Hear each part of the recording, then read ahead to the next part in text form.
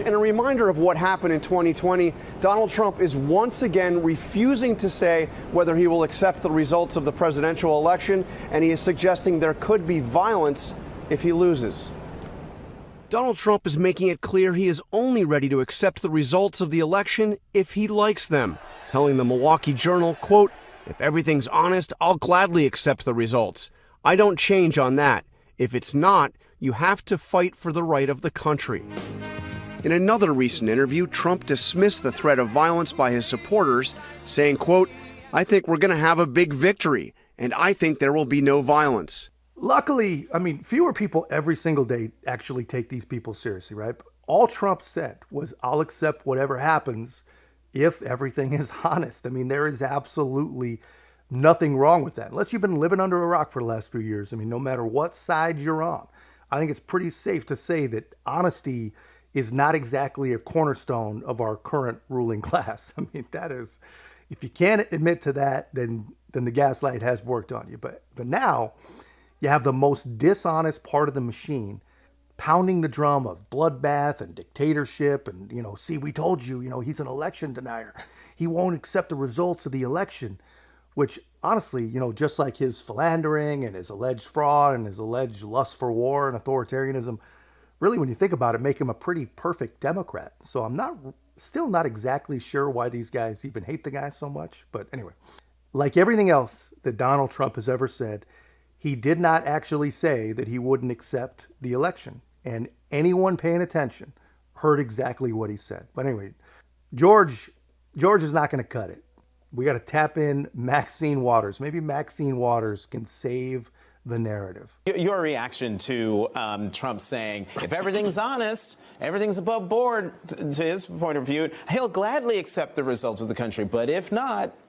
Well, first of all, you can't trust anything that Donald Trump has to say. No matter if he loses, he's going to say that it was fraud. He still has not accepted what happened in the last presidential election. And so we have to be very concerned about a former president of the United States talking about attacking his own country, talking about perhaps a bloodbath, talking about perhaps there's going to be trouble. He said it in so many different ways. We should take him seriously. Mm-hmm. This man does not believe in the Constitution. He wants to be a dictator. This is a dangerous human being. And we have to know what our country is going to do to protect us from him. Well, yes. Yeah, Listen to this insanity, man. We have to know what our country, meaning her, I think, is going to do to protect us from him.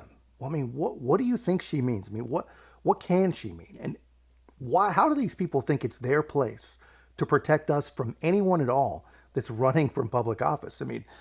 They've done what were going to try anyway. They ran a couple impeachment scams. That, of course, didn't work. They're running multiple criminal cases that are all falling apart in their each wonderful way. They ran civil grifts, for lack of a better term, that literally no one cared about except for the mush brains who care about everything Trump.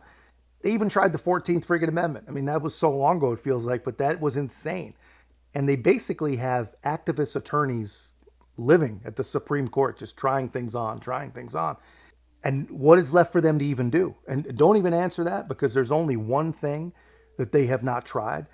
And we don't want to put that kind of craziness, that kind of insanity out into the universe, man. But this stuff is crazy. These are the people that think we want them to protect us. And really, they're the ones we probably need the most protection from.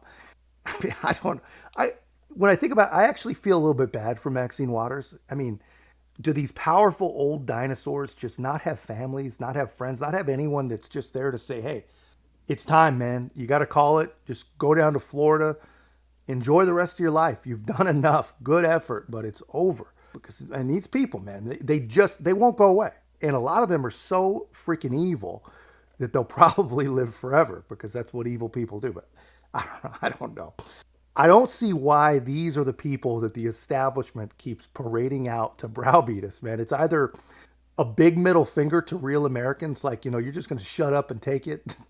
This is who's in charge and you're going to like it.